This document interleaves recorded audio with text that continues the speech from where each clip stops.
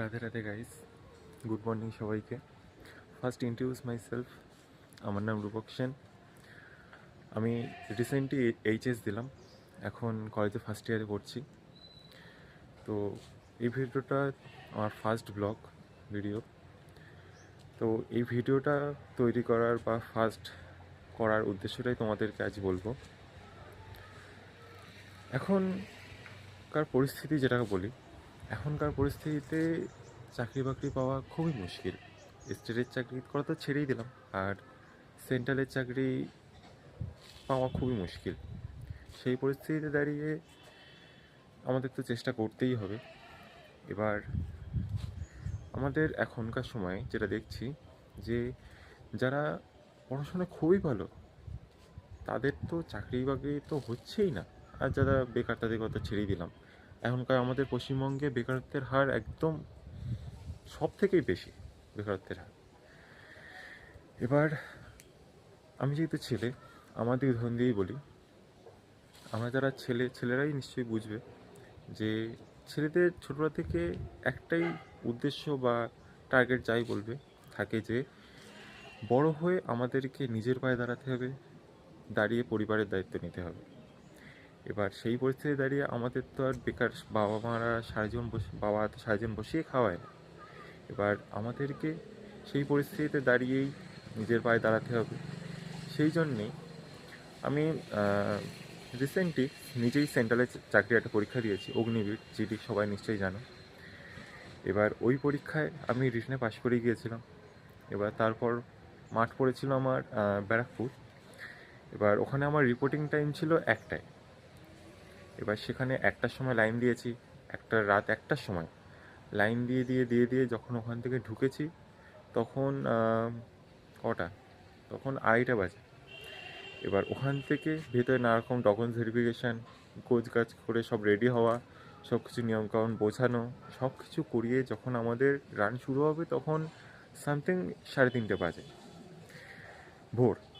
এবার তারপর আমাদের রান শেষ হওয়ার পর ওখান থেকে আবার নিয়ে গেল আর এক জায়গায়, সেখানে কি আবার ডকুমেন্টস ভেরিফিকেশান হলো। ওখান থেকে ভেরিফিকেশান হওয়ার পর ওখান থেকে নিয়ে যাবে বিমে নিয়ে গেল। কিন্তু সেদিন আমার হয়তো দিনটাই ভালো ছিল না, বা কী বলবো, সেই জন্যে আমার বিমেই পাস করতে পারিনি আমি। ওখানে থাকে 10টা এক্সিলেন্ট আর 6টায় পাস। এবার সেখানে আমি 5টা দিয়েছিলাম, একটা দিলে পাস হয়ে যেত, আর একটাই, কিন্তু সেটা দিতে পারিনি। কেন পারিনি সে আমি নিজেও জানি না।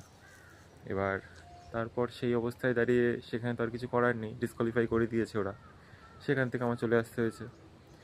এবার তারপরেই এখন এই নতুন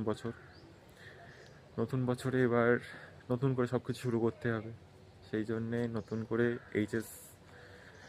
এইচএস বলছি, এসএসসি জিডির নতুন হচ্ছে ফর্ম ছেড়েছে, যার পরীক্ষা এই ফেব্রুয়ারির ফার্স্ট উইকেই, তার ফর্ম ফিল আপ করেছি। এবার তাতে পরীক্ষা দেবো, দেখা যাক কী হয়, চেষ্টা তো করছি। আর রিসেন্টলি আমার একটা পরীক্ষা আছে এই জানুয়ারি 8 তারিখেই, আরআরবি, রেল রিকোয়ারমেন্ট বোর্ডের গ্রুপ ডির পরীক্ষা।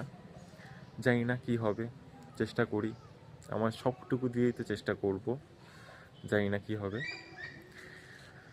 তো এবার সেই পরিস্থিতিতে দাঁড়িয়ে আমি এমনি ওই দিকে চাকরির দিকে তো চেষ্টা করছি, এবার তার সঙ্গে কলেজেও পড়ছি।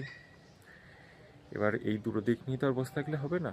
এবার তার মাঝেও আমার কিছু একটা অন্য কিছু করার চিন্তাভাবনা ভাবছিলাম। এবার সেই জন্যেই এই দিকটাকে বেছে নেওয়া, ইউটিউবকেই আমি বেছে নিয়েছি। জানি না ইউটিউব করে কিছু করতে পারবো কি না, কিন্তু একটা কথা আছে জানো সবাই, যে বিশ্বাসে মিলায় বস্তু তর্কে বহুদূর। নিজের মধ্যে বিশ্বাস থাকা চাই, সবার মধ্যে যে এই বিশ্বাসটা যদি থাকে যে আমি হ্যাঁ এই জিনিসটা করতে পারবোই, তো আমি নিশ্চয়ই পারবো। এই বিশ্বাসে সবাই থাকে, সবাই করতে পারবে। আমি সেই বিশ্বাসটা নিয়েই সামনে এগিয়ে চলেছি। জানি না কী হবে, তোমাদের ভালোবাসা, আশীর্বাদ, সাপোর্ট যদি থাকে তা আমি নিশ্চয়ই পারবো। এবার বাকিটা দেখা যাক কী হয়। ধন্যবাদ।